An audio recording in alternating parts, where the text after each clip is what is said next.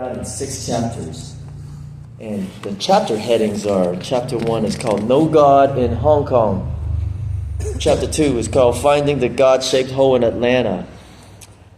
Chapter 3 is Jesus Stopped My Rebellion in College.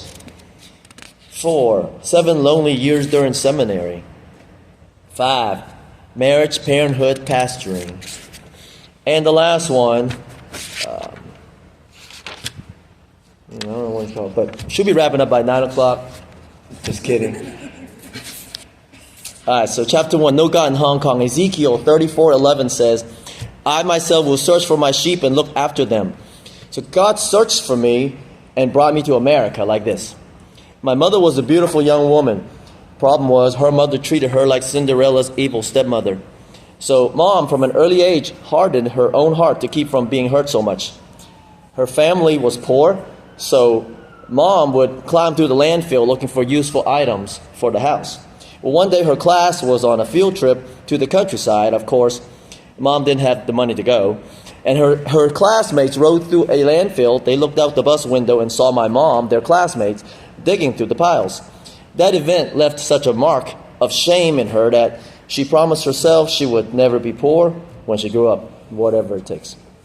My dad was very good at school. He was ambitious, smart, played ping pong, basketball, tennis, ice skated. He was the manager of a textile factory where my mom was an hourly working on the sewing machine. He noticed my mother's unusual beauty and her ambitious spirit. But unlike my mother, he wasn't traumatized by poverty, so he had a generous heart. And he spent money freely on others and on himself. And unlike her, he wasn't on survival mode all the time. I grew up to be like that, survival mode all the time. And that's why every little thing is a big deal. Life and death. You've probably seen pictures of the skylines of Hong Kong. It's very modern, clean. It's a paradise if you love to shop. At the time, it was governed by England, and it was full of Chinese people. A very exciting place, but difficult to survive.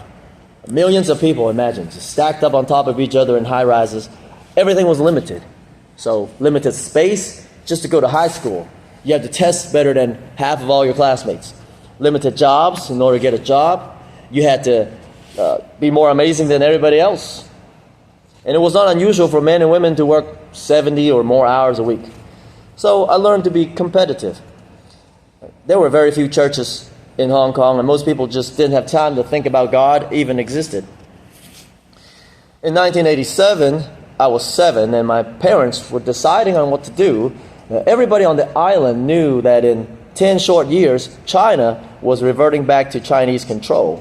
What would it be like living under a communist regime? My parents decided to take their chances elsewhere, and we moved to Atlanta, Georgia. Just like it says in Ezekiel, God will search for his sheep. And that's how God searched for me and brought me to America. Chapter 2. Finding the God-Shaped Hole in Atlanta. 2 Corinthians 12:9 says, My grace is sufficient for you, for my power is made perfect in weakness.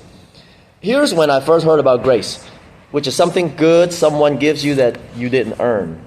See, in Chinese culture, you have to earn everything. There's no such thing as grace. My dad began to climb the corporate ladder. His first car was an old Chevy station wagon, which was a Lemon.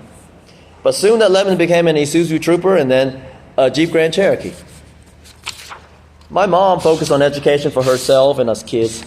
She took classes to speak better English as she worked as a secretary for a Taiwanese trading company. And I had ADHD, which was always very hyper and rebellious. At a time when there was no pill you can give your child, I brought out the worst in my mother. And she yelled a lot, got angry, and spanked a lot. And years later, when I became a dad, I would use that same style of parenting, almost angry, violent, on my own children. My little brother grew up in my shadow, watching all the mistakes I made and carefully avoiding them. In my mom's brain, I'm sure he became the favorite son, but in her heart, in some illogical, unexplainable way, I was still holding out that maybe I was her favorite because of my firstborn status, or perhaps because I was so much like her. Rebellious, spirited, won't take no for an answer. And as I watched my parents, something told me that they weren't really happy with their lives. And they always ended up getting what they set out to achieve, sure, but what they really needed, I don't think they knew what that was or where to get it. Hope, which could only be found in God. In their marriage, they were like two ships passing in the night. And I told myself that if this is what marriage is, then I don't think I want any part of it. As I watched them become wealthier in their unhappiness, I decided that I didn't want to go after money. And even though I had the grades for more prestigious colleges, I chose a party school, the University of Georgia, instead. The summer before my senior year in high school, I found myself on the lawn of Valdosta State University. I was there for a 6 weeks governor's honors camp, and I was standing in a large circle of Christian students as they sang the song Amazing Grace. Now, I didn't even know what grace was at that time or who Jesus even was. And I walked away remember only 2 words from that song, amazing and grace.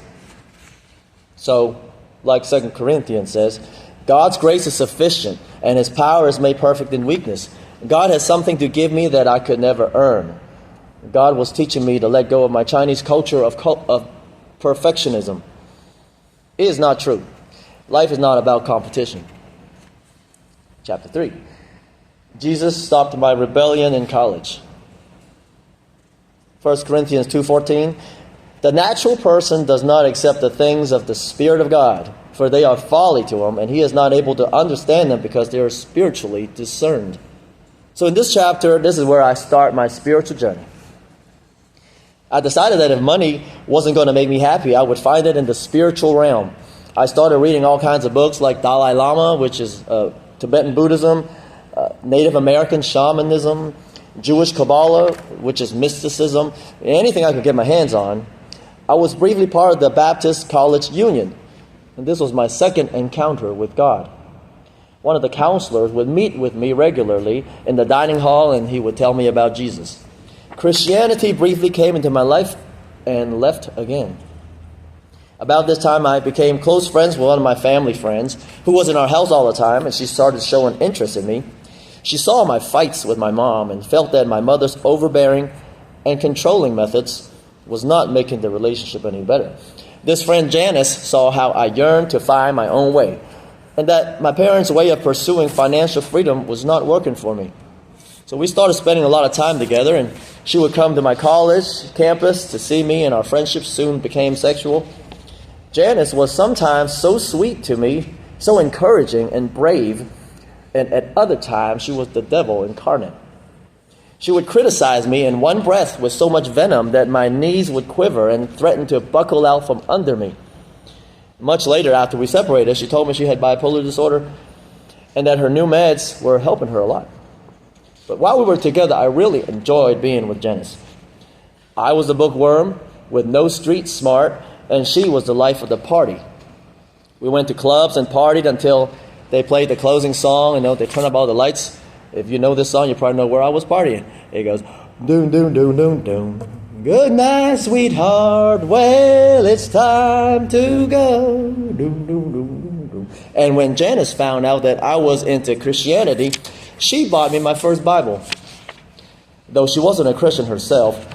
And when I finished college with a degree in early childhood education, she and I made plans to be together. I changed my profession and enrolled in hairstyling school. My mother must have suspected and wondered how far our friendship went. I always referred to Janice as just my best friend. To this day, I still haven't told her the whole truth. That's one of those elephants in the room among many elephants that we don't talk about. I started working as a hairstylist in Fort Mill. One of my clients, her name was Kelly, and we used to have very deep conversations about the meaning of life. She thought I would enjoy this book called The Road Less Traveled by M. Scott Peck. The author was a Buddhist at the time when he wrote this book and a psychiatrist. And he was like 100 times smarter than me, and I thought, wow, how could this man believe in God? Maybe there is something to the existence of God. The author later became a Christian and went on to write many more Christian books, most of which I have read. Kelly invited me to her church in Charlotte, a mega church called Forest Hills. It was my third encounter with God. I was about to accept Jesus into my life.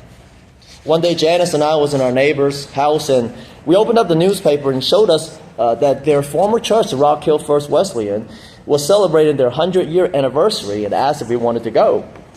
So we went. The year was 2005, 19 years ago. Now I've become the pastor of that little church.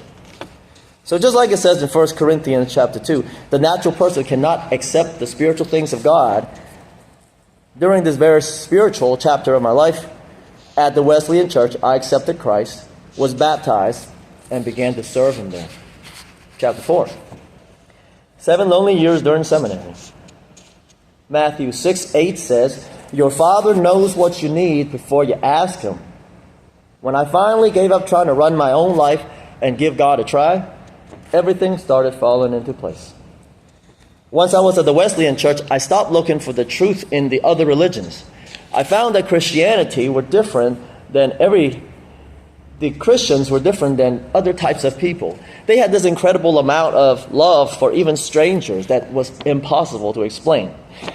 I soon decided to sign up for seminary so that I could learn about God Himself. I couldn't sit around and depend on a preacher to explain to me who God is. I also broke up with Janice. The Word of God told me that what we were doing was wrong. Shacking up together was a sin.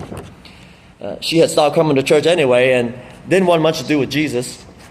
As much as I still loved her and wanted her to be in my life and help her to find the truth. You can only lead a horse to water, but you can't make it drink. Plus, she was hurting me emotionally with her depression fallout. And when she wasn't her fun and happy self, she was destructive and just plain mean. Ruthless until she got her way. So during those 7 lonely years, I pretty much stayed to myself in order to nurse my wounds back to health. I was insecure during this period and didn't go out on a date but maybe 3 or 4 times. Looking back now, I can see God was preparing me for a different kind of wife than the only 2 race of people I had really known up until that point, the Chinese people and the white people. By the time that I was doing hair, I still never had a black friend. God changed that quickly. Did I tell you that the hair school I went to, the barber school, was all black? So while there, I probably cut 800 heads of haircut for $5 each. I learned to razor line a beard, do a temple fade, a bald fade, an afro temple fade, flat top, razor shave a head. Have you ever seen the movie The Barbershop where everybody was black and then there was the Chinese guy? Yes. That was me. The local newspaper, Rock Hill Herald, even came to do an article about me. And the guy titled the article, Asian American Cutting Through Racial Barrier. During those 7 lonely years, right, I found comfort in God. I took walks in nature, talked to God, and He gave me a cat named Clarissa, which is still living in our house to this day, 14 years later. And I found a second church down in Chester to fellowship at. It was a black country church. Pastor Long was so good to me, he found out that I was studying in seminary, and he would let me preach to his congregation, interview his deacons for my class assignment. I joined the hymn choir, and every summer we would travel to all the black churches in the association. I'm telling you that God was telling me to learn about black American culture. So the black barber school, black church, and then God gave me the idea to quit cutting hair and take a job as an elementary school teacher. During one long summer, I spent my time at the Chester Library reading Christian novels by black writers, biographies of famous black Americans like George Washington Carver, Martin Luther King Jr. It was my summer of African American studies. I was seeing a Christian therapist at the time, and he helped me work through my fears of being single. I sat at home, you see, praying and waiting as if the woman of my dreams would just show up on my doorstep one day and introduce herself. The therapist told me, God might give you a steak, but you still have to cook it. I learned a principle very similar to what Celebrate Recovery teaches, which is that God might have all kinds of great plans for me, but if I don't respond to Him, I'll miss out all His blessings. It works if you work it. Once I finished nursing my hurt from the relationship, I heard God telling me it was time to start dating again. So I signed up for eHarmony on January 1st, 2013, like it was a New Year resolution. And 19 days later, I kid you not, I began messaging with this girl from Charlotte who was looking for a godly man to date. And we started talking.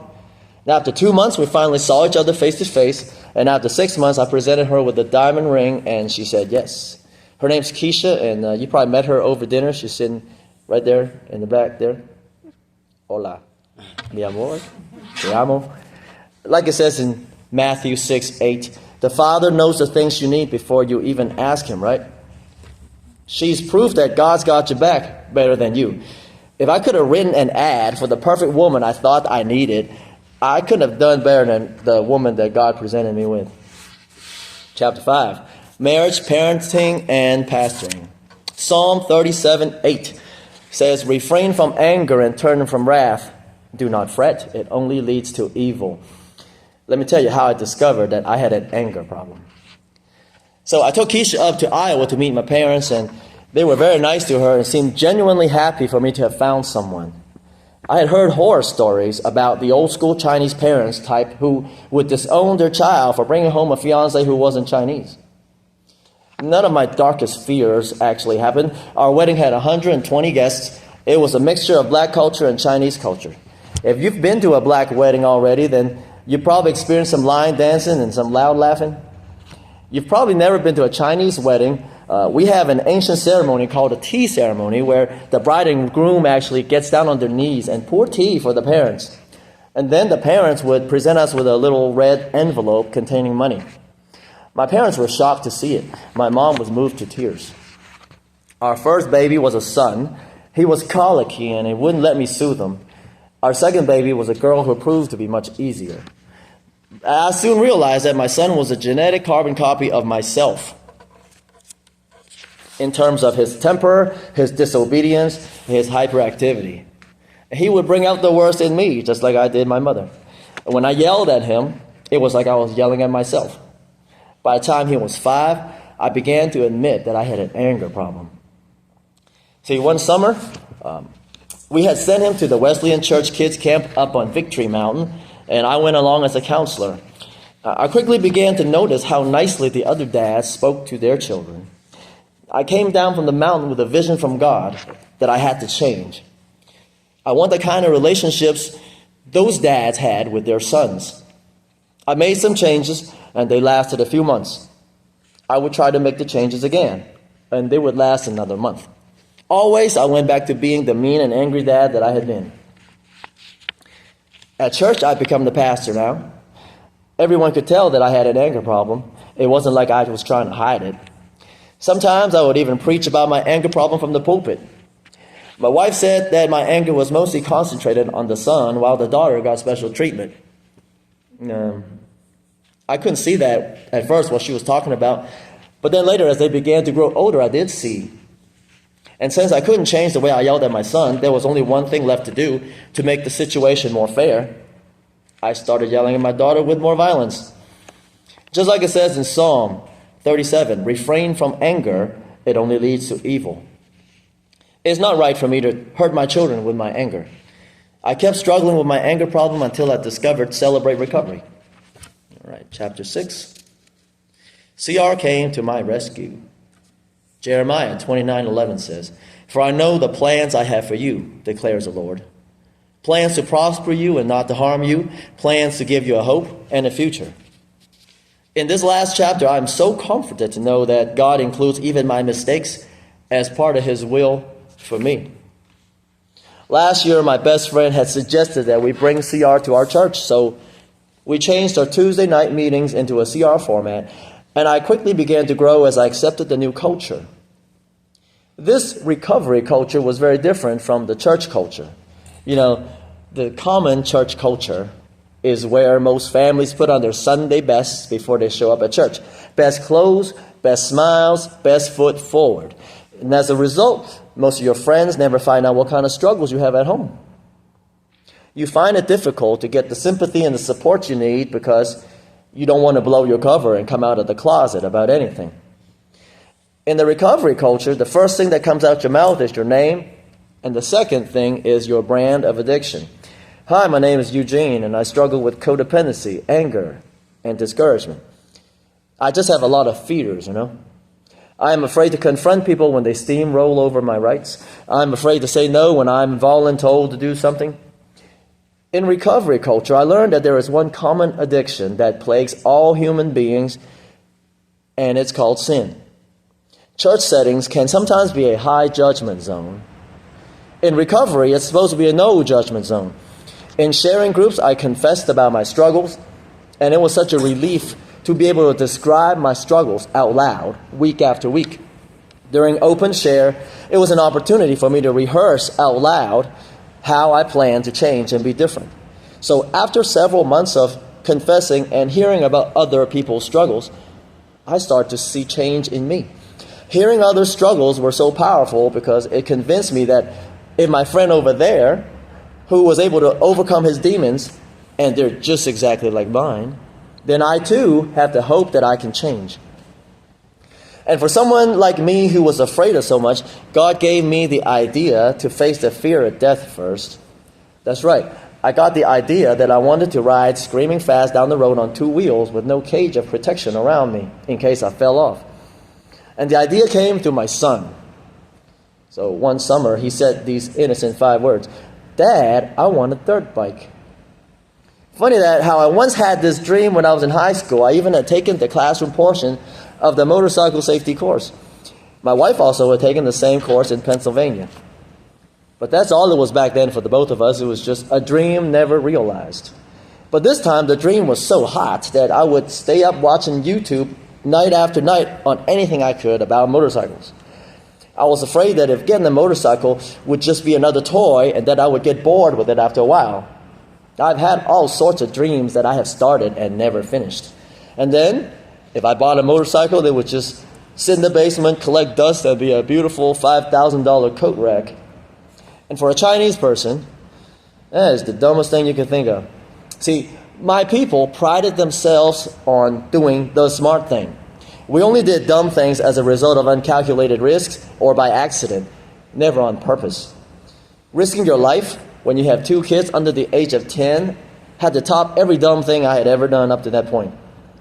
My wife suggested that since it was winter, why don't you wait till the springtime, and if you still want it, then get it. So I did, buy a Yamaha Cruiser, and now it's been a year and I'm still enjoying riding the bike. For 18 years, I taught in the elementary classroom, and my codependency made me struggle to control the students that I taught. My teaching coaches in the past would suggest things like, well, maybe you're trying to be friends with your students, or maybe you weren't being consistent enough with giving consequences. Maybe you were too soft. They took your kindness for weakness. And for the first 10 years, I was in denial about that. And then for the next 5 years, I wondered if it was actually true. Only in these past 2 years has God helped me to admit that my character defects through Celebrate Recovery. I guess I'm not the sharpest tool in the shed. Then I started listening to testimony after testimony of people who also struggle with their brand of addiction, just like me, for 17 years, some of them, or some for more. And I realized that addiction is the common human condition.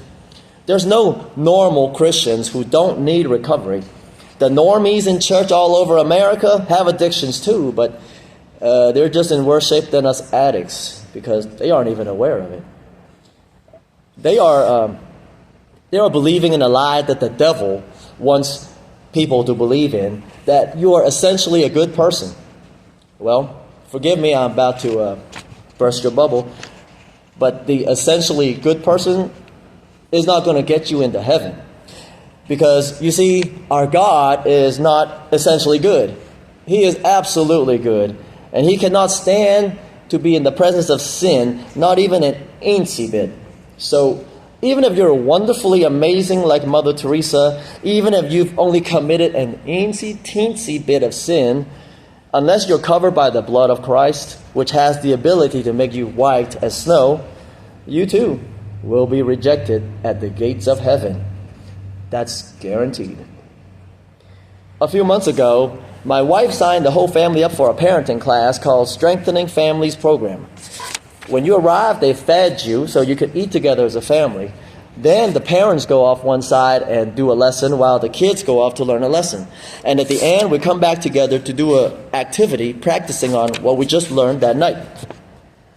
And I was very encouraged by this class at the beginning, so excited, because I was learning all these intervention strategies, different things I could do instead of yelling at my kids and still get them to do what I want, like using rewards in addition to consequences. But then 1 month into the class, I started getting discouraged. The improvements I had made at the beginning, they weren't sticking.